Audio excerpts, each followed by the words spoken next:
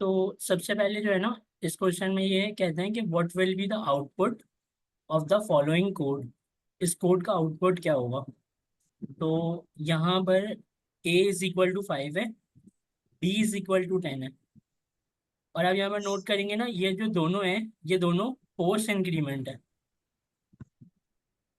मतलब कि अगर आप इसको पोस्ट इंक्रीमेंट में यहाँ पर लिखते हैं, इसको मैं यहाँ पर आपको वीएस कोड में इसका आंसर दिखा दूँ।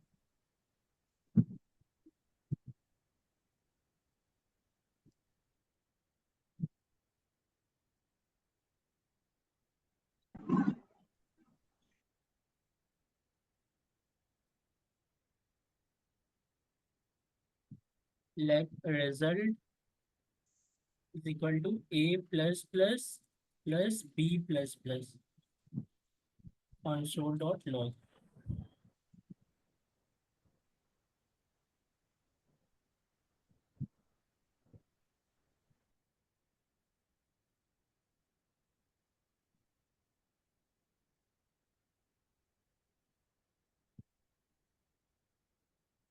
तो इसका आंसर क्या आया?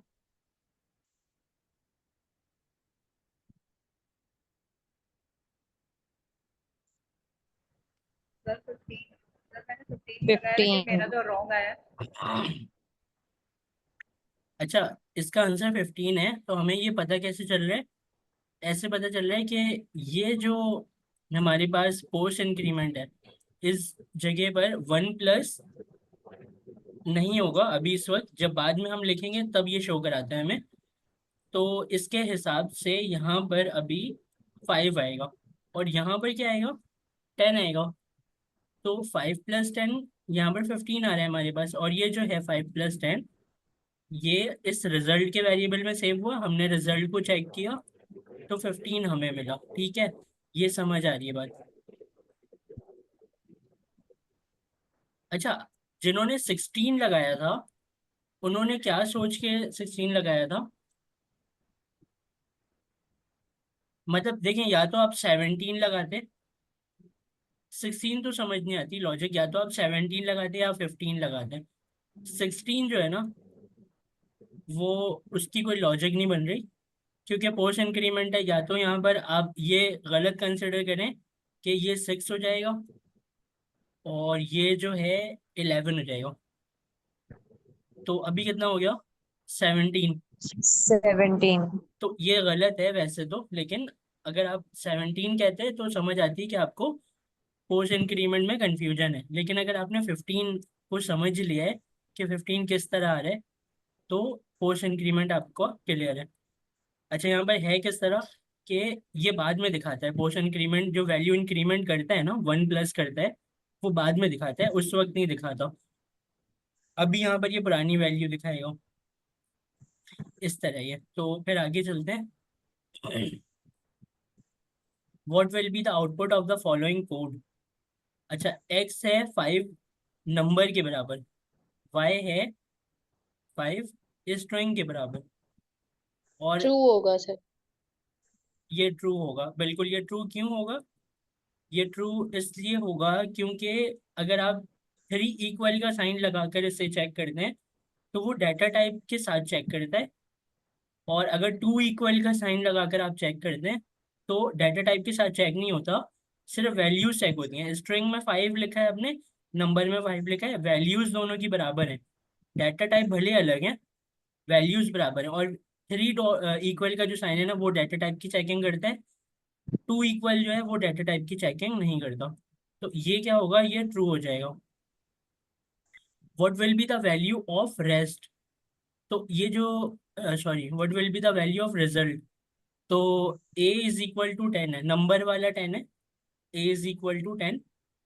इन्होंने ये बोला कि रिजल्ट के वेरिएबल में टर्नरी ऑपरेटर का यूज किया है। इन्होंने ये बोला कि a जो कि 10 है, अगर 10 की वैल्यू बड़ी है 5 से, तो बेटर आएगा। ग्रेटर यहाँ पर लिख दें आंसर में, वरना स्मॉलर लिख दें। तो 10 की वैल्यू 5 से बड़ी है, जाहिर है, तो ग्रेटर आएगा। अच्छा, उसके बाद what will be the output of the following code. ए जो है नंबर वाले 2 के बराबर है, बी बी है वो स्ट्रिंग वाले 2 के बराबर है। फॉल्स आएगा। तो फॉल्स होगा ये। फॉल्स होगा। और फॉल्स क्यों हो रहा है? क्योंकि यहाँ पर 3 इक्वल का साइन है। 3 इक्वल जो है वो डाटा टाइप के ये साथ चेकिंग करता है, इसलिए ये फॉल्स है। क्योंकि स्ट्रिंग और नंबर जो है वो दोनों इक्विवेलेंट नहीं है, इसलिए ये फॉल्स है। अगर ये दो इक्वल होते तो फिर क्या होता? ट्रू। बिल्कुल, ये ट्रू होता। अगर ये दो इक्वल होते तो ये ट्रू होता। अच्छा, which of the following operator can be use to determine if two values are not equal ये इंक्लूडिंग आएगा। टाइप? तो इसमें डी। ए भी आ सकता है, बी भी आ सकता है। अगर देखें ये दोनों जो है ना, इस सवाल में ये कहा जा रहा है कि which of the following operator can be use to determine, कौन सा वो ऑपरेटर है जो हम यूज करेंगे ये बताने के लिए कि if two values are not equal, दो वैल्यूज जो है वो बराबर नहीं है। तो नहीं इंक्लूड टाइप भी वा तो कहा है उन्होंने। जी जी जी, नहीं वाला एक ए है और एक बी है, क्योंकि नॉट का साइन जो है वो एक ए के ऑप्शन में एक बी के ऑप्शन में। फिर ये कह रहे हैं इंक्लूडिंग टाइप। तो इंक्लूडिंग टाइप में हमने यही देखा था कि टाइप चेकिंग कब होती है? जब 3 इक्वल लग रहे थे टाइप चेकिंग हो रही थी, और 2 इक्वल में टाइप चेकिंग नहीं होती। इसी तरीके से नॉट में भी, नॉट के बाद जब 2 इक्वल लग के ये 3 कैरेक्टर्स आते हैं ना, नॉट फिर इक्वल इक्वल, तो अब क्या हो रहा है, इसमें टाइप चेकिंग होती है, इसमें टाइप चेकिंग नहीं होती। तो बी की बात हो रही है। तो ये एक मेजर डिफरेंस है क्या, not double equal not single equal का। उसके बाद जो है, what will be the output of the following expression, null, double equal, undefined. अच्छा, डबल इक्वल जो है ना, जब आप नल को अनडिफाइंड से डबल इक्वल के साथ चेक करते हैं, तो टाइप स्क्रिप्ट की ऑफिशियल डॉक्यूमेंट में भी ये बात लिखी गई है कि नल का काम भी है एम्प्टी बताना कि आपका वेरिएबल एम्प्टी है, ये बताना।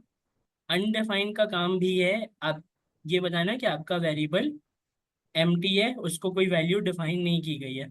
तो खास तौर पे डबल इक्वल के साइन के साथ नल और अनडिफाइंड दोनों का काम एक ही है, इसलिए ये ट्रू आएगा। क्यों आएगा?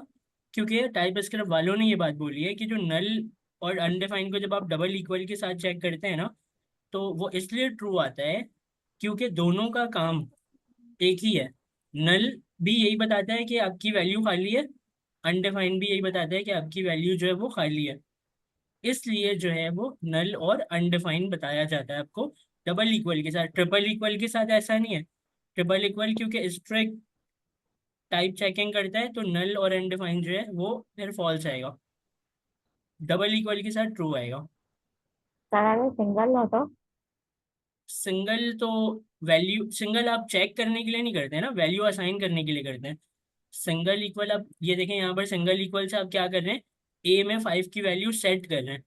सिंगल इक्वल वैल्यू सेट करने के लिए होती है, और double equal triple equal value को चेक करने के लिए होती है। ठीक है सर। अगर यहाँ पर ट्रिपल इक्वल होता तो क्या होता? ट्रिपल इक्वल होता तो क्या होता, अभी अभी देखते हैं। फॉल्स सर फॉल्स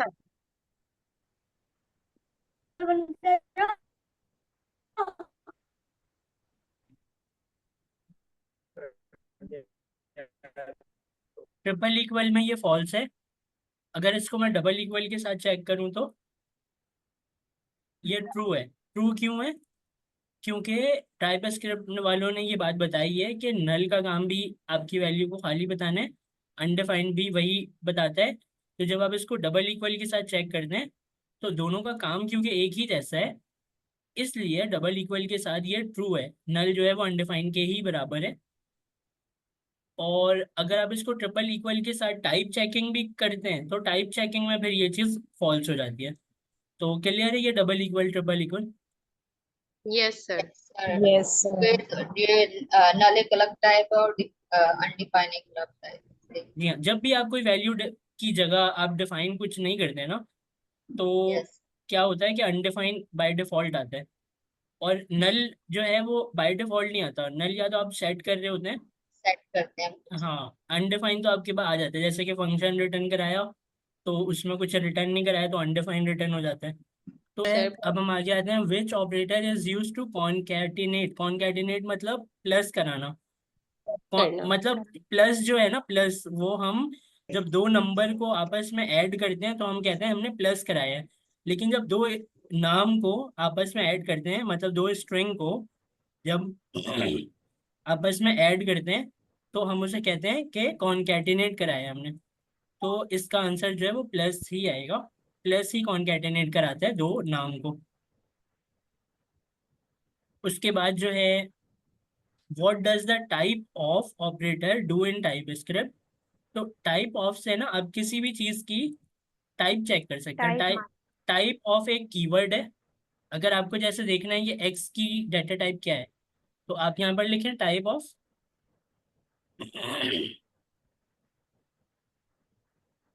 तो ये आपको बताएगा कि ये एक स्ट्रिंग है। यहाँ पर देखते हैं, देखें यहाँ पर ये स्ट्रिंग बता रहे हैं।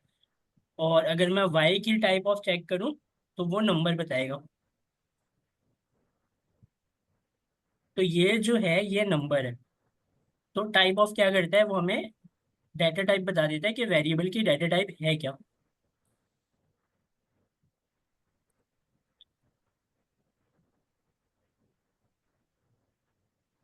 तो check the type of variable. ये होगा सर। उसके बाद है, which operator would you use to perform exponential in TypeScript. B आएगा। बी आएगा। बी। जी, वो जो होता है ना रेज टू द पावर, तो ये वही वाला है। तो एक्सपोनेंट जो है वो हम इस डबल मल्टीप्लाई के साइन से ही हम इसको रिप्रेजेंट करते हैं। ठीक है, उसके बाद जो है मॉड्यूलस यहाँ पर लिखा हुआ है। तो ये कह रहे हैं वन कि आएगा। What will be the result of this operation. तो टू टू टू टू ज़ा फोर होता है।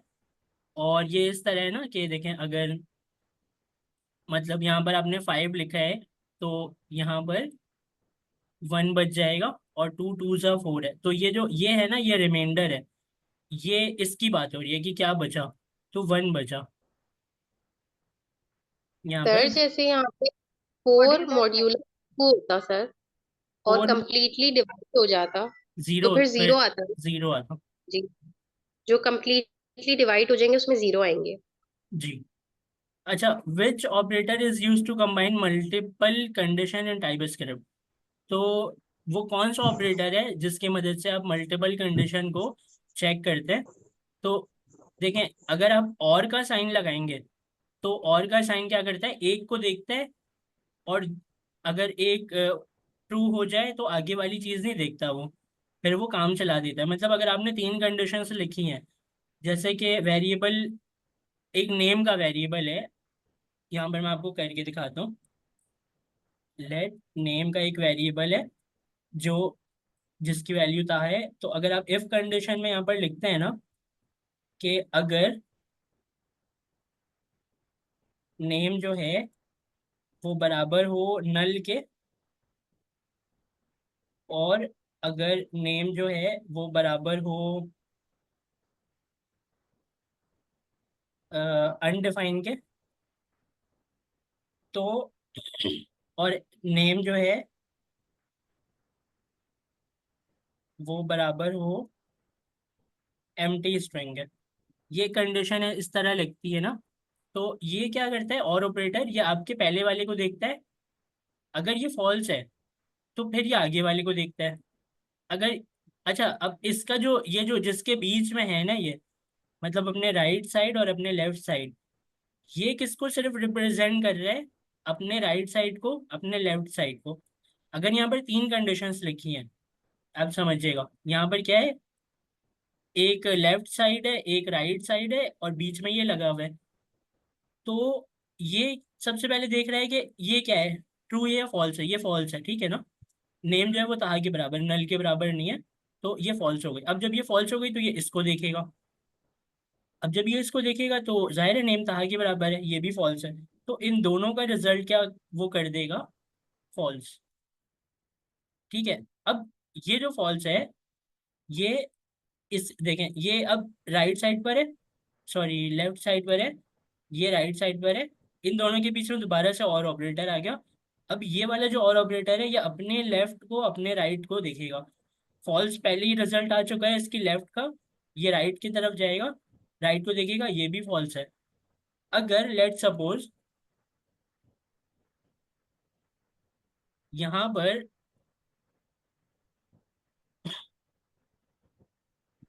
ये कंडीशन जो है ना, ये अगर ट्रू हो जाती, ये वाली कंडीशन अगर ट्रू हो जाती, तो क्या होता कि जैसे ये ट्रू कंडीशन हो गई, अब वो ना इन सबको नहीं देखेगा, क्योंकि उसको एक ही कंडीशन ट्रू होने से मतलब था।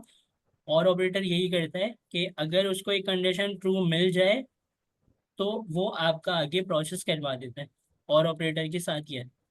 यहाँ पर जो आपसे कहा जा रहा है ना, वो एंड ऑपरेटर के हवाले से बोला जा रहा है।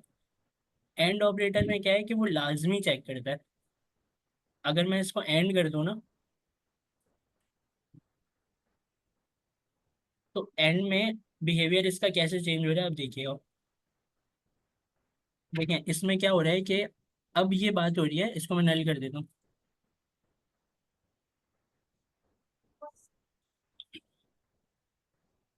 बल्कि इसको मैं ताहा ही रहने देता हूँ, ताकि आपको ये बात समझ में आए ना कि ये जो नेम इज इक्वल टू ताहा है, ये कंडीशन ट्रू है।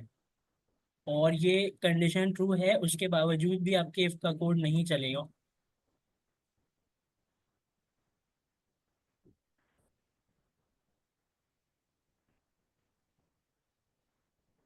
आपका कोड नहीं चला, क्यों नहीं चला? क्योंकि console.log जो है, उसकी जो कंडीशन आपने लिखी थी यहाँ इफ की, उसमें अब तमाम की तमाम कंडीशंस को ट्रू होना लाजमी है। ये एंड ऑपरेटर अपने राइट अपने लेफ्ट को देखेगा। अगर ये दोनों ट्रू हैं, तो फिर ये वाला एंड अपने लेफ्ट और अपने राइट को देखेगा। इसका इसका जो सॉल्यूशन है वो किस तरह आप अपने माइंड में बनाएंगे? सबसे पहले left, name is equal to Taha, तो ये क्या है, ये ट्रू है। ठीक है, उसके बाद इसको देखा जाएगा।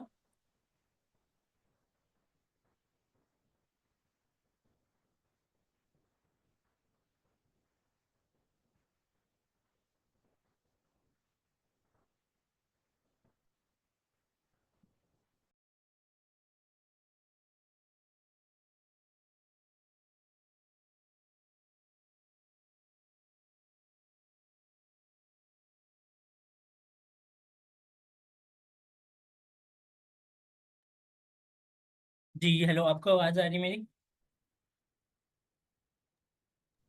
यस सर आ रही है। Yes, sir.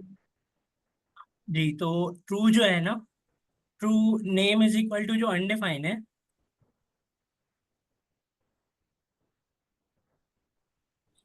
ये अनडिफाइन को फिर चेक करेगा, name is equal to undefined, ये फॉल्स है। ठीक है, अब क्या हो गया, ट्रू और फॉल्स। तो आपको पता है कि ये जो एंड ऑपरेटर है ना, इसको तमाम कंडीशंस ट्रू चाहिए होती हैं, तब ये आपका काम करके देता है, वरना ये नहीं करके देता। आपकी लेफ्ट साइड जो है वो ट्रू हो गई, राइट साइड फॉल्स हो गई, तो इन दोनों का रिजल्ट ये एंड ऑपरेटर जो है ना फॉल्स बना देगा। अब क्योंकि ये ऑपरेटर जो है वो सर फाइल के नेम चेंज कर दें, अच्छा कर देता हूँ।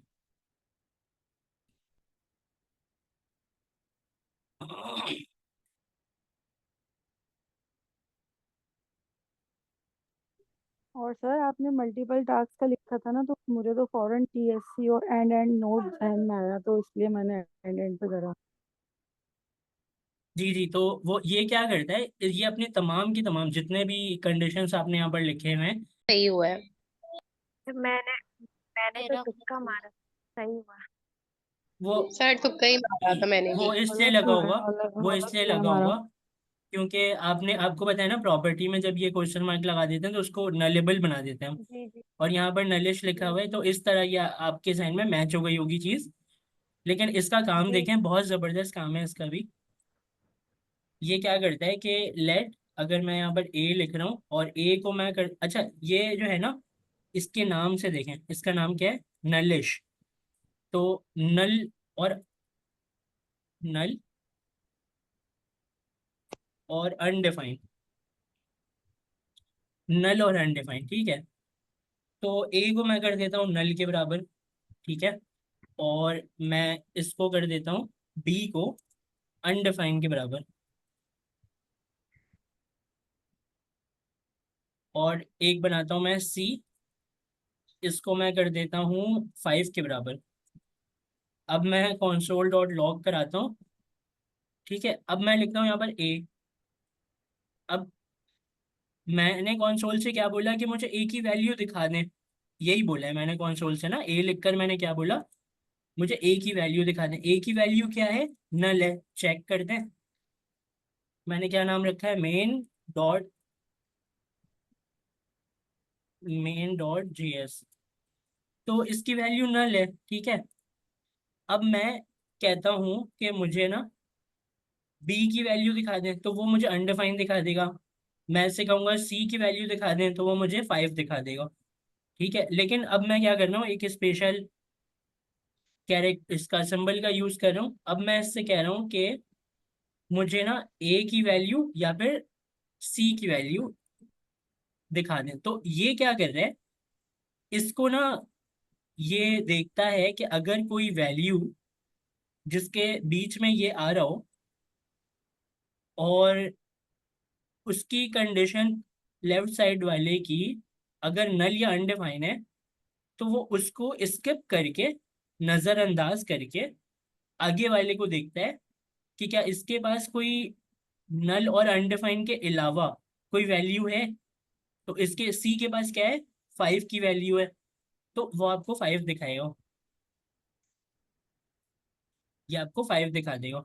इस ऑपरेटर का काम ये है कि नल और अनडिफाइन अगर आपके पास है, तो उसको नज़रअंदाज करवा के कोई ढंग की वैल्यू जो होती है ना वो ढूंढे, जैसे कोई नाम, नंबर, ट्रू फॉल्स। तो मैं क्या करता हूँ, मैं इस यहाँ पर सी की जगह थोड़ा गैप बना के यहाँ बी लिख देता हूँ, ठीक है। और बी के बाद जो है डबल क्वेश्चन मार्क लगा देते हैं। अब देखें, अब ये किस तरह है, आपने जो ये नलिश का साइन लगाया है, तो इसमें क्या है, ए नल के बराबर है, तो नज़रअंदाज कर दिया जाएगा, इग्नोर कर दिया जाएगा इसकी मदद से। फिर ये देखेगा कि बी की वैल्यू क्या है, वो अनडिफाइन है, तो इसको भी नज़रअंदाज कर दी जाएगी, ये वाली वैल्यू भी। फिर देखेगा कि सी की वैल्यू क्या है, तो सी की वैल्यू 5 है, 5 को हम क्या कर देते हैं, 15 कर देते हैं। देखते हैं कि वाकई में क्या ए और बी प्रिंट नहीं होते। तो ए और बी प्रिंट नहीं होगा, नल और अनडिफाइन वाली वैल्यू प्रिंट नहीं होगी, जो वो वाली वैल्यू प्रिंट होगी जो इसमें, मतलब एक सॉलिड वैल्यू। सर अगर इसकी जगह सी की जगह ये हम डिफॉल्ट के लिए भी काम आ सकता है फिर तो। डिफॉल्ट के लिए भी, जी हाँ। लेकिन इसका मेन पर्पस ये है कि ना, ये आपके नल और अनडिफाइन को इग्नोर करके, अगर आपके पास कोई ऐसी कंडीशन लगी है जिसमें 3 वेरिएबल हैं, दो में चांसेस हैं कि नल और अनडिफाइन आने के, तो आपने कोई बाय डिफॉल्ट वैल्यू दी हुई है जैसे कि सी में, तो आप इसको दे सकते हैं। जी आप क्या कह रही हैं समीन? सर मैं कह रही हूँ कि अगर मैं यहाँ पे कोई वेरिएबल नहीं दूँ, मैं कोई डायरेक्ट कोई नंबर जैसे 10 दे दूँ, तो वो 10 भी आता आना तो चाहिए। है 10।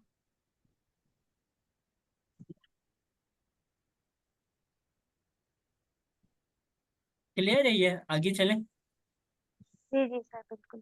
Yes, sir. तो इसको इस तरह भी यूज कर सकते हैं आप, देखें कि अगर ए में आपने बोला कि कोई नाम आना चाहिए और वो नहीं आया, बी में आपने बोला कोई नाम आना चाहिए वो नहीं आया, तो बाय डिफॉल्ट आप ना खुद अपना एक नाम दे दें कि भाई अगर कहीं से भी कोई नाम नहीं आ रहा है तो ये नाम सेट हो जाए। तो देखें बाय डिफॉल्ट ना ताहा सेट हो जाएगा। अच्छा सर ये वाला जो है यानी कि ताहा फिर ए में भी सेट हो जाएगा, बी में भी सेट हो जाएगा। ना ना ना ना, ये यहाँ पर ए की वैल्यू प्रिंट कराने के लिए बोला है अपने कंसोल को। तो कंसोल क्या करेगा कि मैं आपको इस तरह समझाता हूँ, देखें, मैं आपको इस तरह समझाता हूँ कि आप एक यहाँ पर वेरिएबल बनाएं, इसका नाम रखें डी। अब डी में मैं वैल्यू अगर ए की दूंगा, तो क्या चीज़ डी में सेट होगी, नल सेट होगी, डी को चेक करते हैं कि नल है कि नहीं है। नल है, ठीक है, डी में नल सेट हो गया। अच्छा, अब मैं अगर इसको बी दूंगा तो अनडिफाइंड सेट हो जाएगा डी में। यहाँ पर मैं सी दूंगा तो ताहा सेट हो जाएगा। अगर मैं यहाँ पर ये लिखूं ए बी सी, तो अब डी में क्या सेट होगा? अब डी में वो ताहा सेट, अब मैं और वो समझ। और वो क्यों हो रहा है, आपको समझ आई बात? जी जी बिल्कुल समझ आ गई। अगर नल सर है उसको जैसे इग्नोर कर दो, नल और अनडिफाइंड है डिफाइंड को इतनी वैल्यू नहीं देता है जितना कोई नंबर हो या स्ट्रिंग सर को मतलब वैल्यू इसमें कोई देता है वो भी पहले। वैल्यू थोड़ी होती है। अब में से किसी की भी बात मुझे समझ नहीं आई, लेकिन मैं ये समझ गया कि आपको समझ आ गई ये बात। आगे चलते हैं। सर मतलब वैल्यू इसमें सेट करनी होती है। वैल्यू सेट नहीं करनी होती। ये ए जो है ना, ए अगर नल के बराबर है तो वो डी में सेट नहीं होगा। अगर बी अनडिफाइंड या नल के बराबर है तो वो सेट नहीं होगा। अगर सी के पास कोई वैल्यू है तो फिर वो सेट हो जाएगी। समझ आई बात? मतलब ठीक, ये क्या करे, अनडिफाइंड और नल को ये इग्नोर, नहीं ले। स्किप स्किप करा रहा है। स्किप सही वर्ड है। स्किप करा के आपके पास सी की जो तहा की वैल्यू है ना वो डी में सेट करवा दे रहे हैं। और ऐसा हो क्यों रहा है? क्योंकि इसका बिहेवियर ऐसा है कि नल और अनडिफाइंड को स्किप करा दें। क्लियर है? आगे चलें। ठीक है सर। Yes sir. अच्छा, what is the result of 3 and 1 in TypeScript? ये क्वेश्चन बिल्कुल गलत आया हुआ है। बिल्कुल गलत आया हुआ है ये क्वेश्चन। अगर आप में कुछ से समझ किसी में नहीं आ रहा। ऑप्शन ही गलत है। नहीं आ रहा बिल्कुल भी। अगर आप में से किसी का ये रॉन्ग हुआ है तो वो क्यों हुआ है वो मैं आपको बता देता हूँ। असल में टाइप स्क्रिप्ट अपने जावा स्क्रिप्ट में ना एक बिट वाइज ऑपरेटर होते हैं। बिट वाइज ऑपरेटर ना क्या होता है कि वो हर किस्म के ऑपरेटर होते हैं। मिसाल के तौर पे बिट वाइज अगर मैं कहूँ आपको सिंगल एंड, जैसे कि अगर मैं यहाँ पर कहूँ ना 10 के बीच में सिंगल एंड लगा दूँ 5, तो ये बिट वाइज ऑपरेटर है। ठीक है, बिटवाइज ऑपरेटर में यहाँ पर आपको सिंगल ये भी दिखेगा, कभी कभी आपको कभी ऐसा ये भी दिखेगा। और एक कैप का साइन भी होता है। कैप का साइन किस तरह सर इंटरसेक्शन है ना ये तो, एंड का साइन तो आपने बताया था। क्या? नहीं नहीं, इंटर इंटरसेक्शन का अलग है। यहाँ पर ये बिट वाइज एंड कहलाता है। और बिट वाइज एंड मैं क्यों कह रहा हूँ कि क्वेश्चन गलत आया हुआ है, इसलिए क्योंकि ये जो है ना बाइनरी कैलकुलेशन को चेक करता है। ये जो 10 है, इस 10 में जो आप अगर बाइनरी कोड में जाए ना, तो बाइनरी कोड इसका कुछ इस तरह बनेगा कि 0011 फिर 00 ऐसे करके कुछ बाइनरी कोड में ना 10 की वैल्यू बनेगी। और उसके बाद जो है 5 की वैल्यू बनेगी। और 5 की वैल्यू होगी कि जैसे कि इसी टाइप की वैल्यूज होंगी 0011 0011 ऐसे करके 5 की वैल्यू बनेगी, 10 की वैल्यू बनेगी। तो ये बाइनरी लैंग्वेज की कंपैरिजन करता है क्या? कौन? Bitwise operator. इसमें मुख्तलिफ टाइप के ऑपरेटर होते हैं। एंड भी होता है, और भी होता है, सिंगल सिंगल होते हैं ये। एंड भी होता है, और भी होता है, और दूसरा दूसरे भी सिंबल्स होते हैं। तो जाहिर है अब आपको बाइनरी की कन्वर्जन नहीं पता, क्योंकि आपको नहीं पता, मुझे भी नहीं पता कि 3 कैसे बाइनरी में कन्वर्ट हो रहा है, 1 किस तरह बाइनरी में कन्वर्ट हो रहा है। तो उसकी कंपैरिजन हम नहीं कर सकते। इसीलिए इस क्वेश्चन में अगर आप लोगों की गलती हुई है तो इसको इग्नोर कर दें, कोई मसला नहीं है। वैसे जो है इसका जो सही जवाब है ना वो 1 होना चाहिए। लेकिन ये मुझे भी कंफर्म नहीं है, क्योंकि मुझे बाइनरी की कन्वर्जन 3 की और 1 की और उसके बाद उसकी कंपैरिजन कि वो होगी या नहीं होगी वो इस तरीके से नहीं पता। तो बाइनरी बिल्कुल अलग चीज़ है। अगर आप में से किसी का ये हुआ है रॉन्ग तो आप क्या करें, इग्नोर कर दें। ठीक है, what will be the output of the following code? अच्छा, लेकिन आपको आपको ना इससे इस क्वेश्चन से एक फायदा ये हुआ है कि आपको पता चला है कि बिट वॉइस भी कोई चीज़ होती है। अगर आप कभी सिंगल एंड को देखें इस तरह लगे हुए, या सिंगल और ऑपरेटर को देखें, या सिंगल आप उसको देखें इस साइन को, तो आप समझ जाइएगा कि बाइनरी कन्वर्जन की कोई बातचीत हो रही है यहाँ पे। समझ आई ना बात आपको?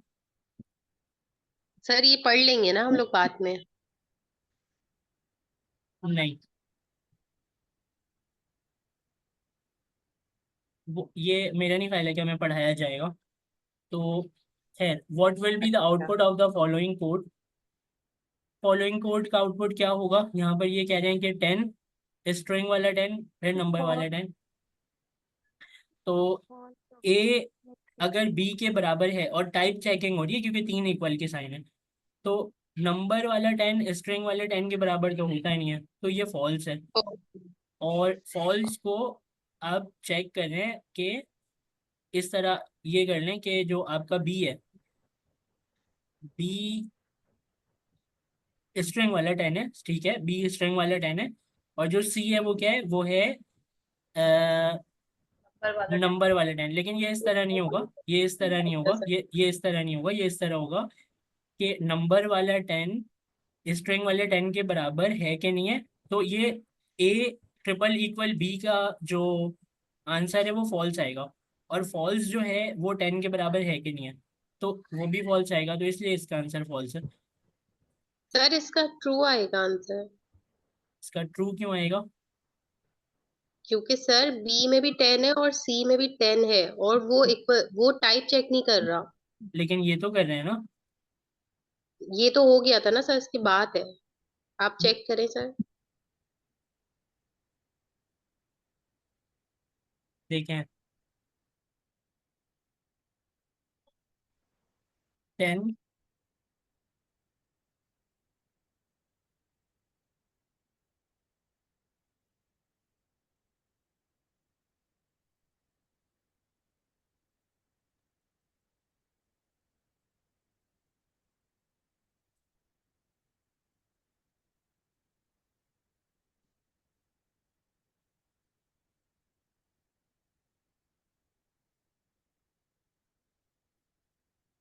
मुझे ये बताएं इसका रिजल्ट क्या आएगा।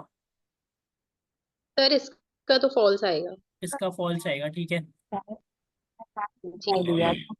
और इसका रिजल्ट क्या आएगा आपको नहीं पता चल रहा है अभी। तो हम इसको सॉल्व इस तरह करेंगे कि ए और बी का रिजल्ट क्या है, फॉल्स है।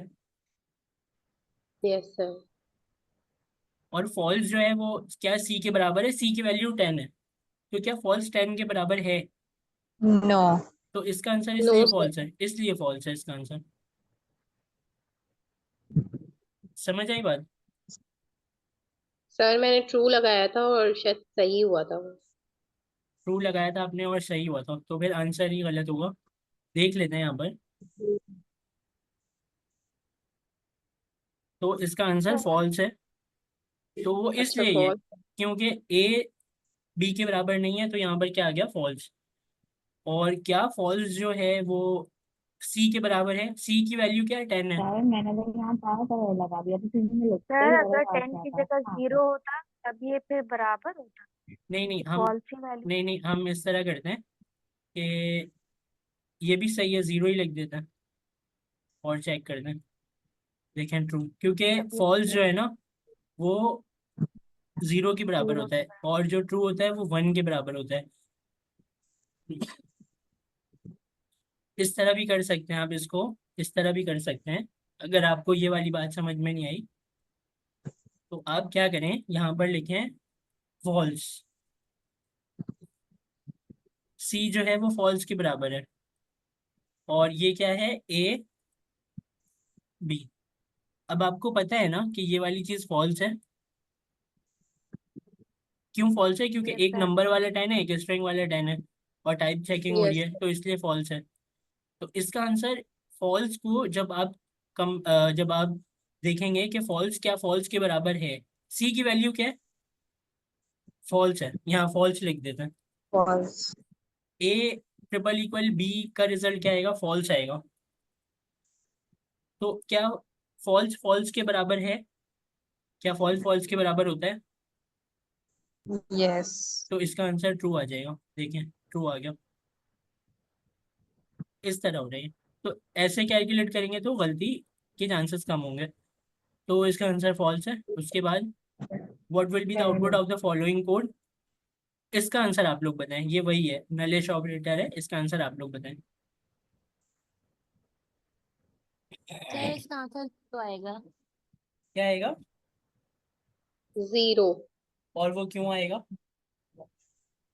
क्योंकि सर सी के पास 0 है, बाकी अनडिफाइंड और नल है, इसलिए। सर लेकिन ये अनडिफाइंड और नल 40 तो इग्नोर हो जाएगा। अब सी इग्नोर स्किप कर देगा सर, अभी आपने बताया, बिल्कुल, इसलिए अनडिफाइंड और 0 इग्नोर इग्नोर हो जाएगा, नल और अनडिफाइंड।